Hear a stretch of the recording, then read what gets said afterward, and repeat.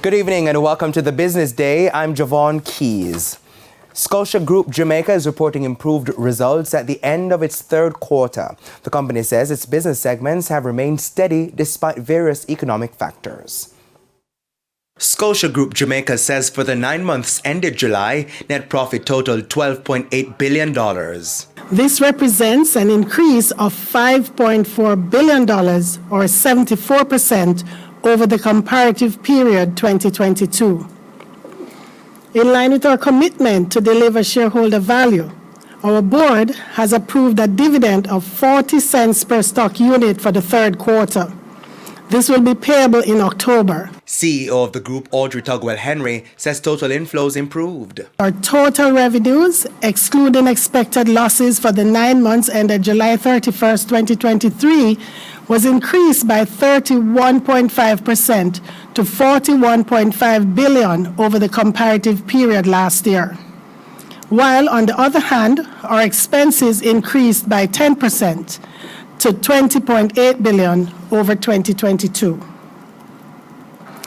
For the same period, our asset base grew by 9.5% to $646.4 billion, driven primarily by significant growth in our loan portfolio, which grew by $40.5 billion or 18.5% year over year. Loan disbursed and core business segments also trended up. Our commercial banking business grew by 20% year over year.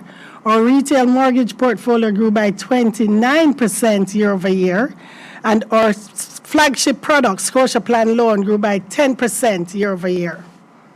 This significant loan growth is noteworthy, especially within the context that our non-accrual loans as a percentage of gross loans declined to 1.6% versus 1.7% in 2022.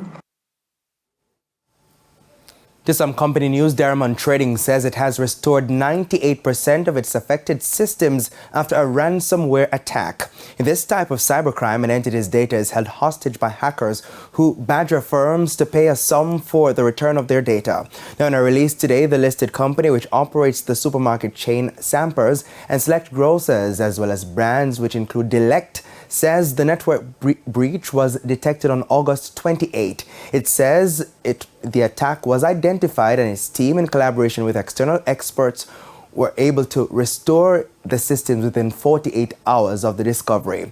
The company says it is actively cooperating with law enforcement agencies to ensure a comprehensive resolution. Diamond CEO Derek Cottrell says only some businesses in its local operations were affected, and he says the hackers tried to get access to backup data for point of sales and other systems. However, they were intercepted. No ransom was paid. Now, Mr. Cottrell says the cost impact was minimal and no staff or customer data, including personal identifiable information, were compromised. Of course, the news comes days after the Financial Services Commission, FSC, announced it was also affected by a cyber attack. And to the currency market now, banks and cambios are selling the US dollar for an average $155.45. $114.86 is the going rate for the Canadian dollar. The average cost for the pound is $195.64, while it's costing $168.06 for the euro. And finally, the JSE index declined by 527 points today, while the junior market index gained 2 points. Among the 38 winners were Stanley Motor, Caribbean Cream, Kingston Properties, G-West Corporation, and Paramount Trading Jamaica. The 41 losers were led by Cygnus Real Estate Finance US dollar shares, The Lab, Edufocal, Berger Paints, and Pulse Investments. 22 stocks ended trading at the same price they started the session. And that's the Business Day. I'm Javon Keys. Good evening.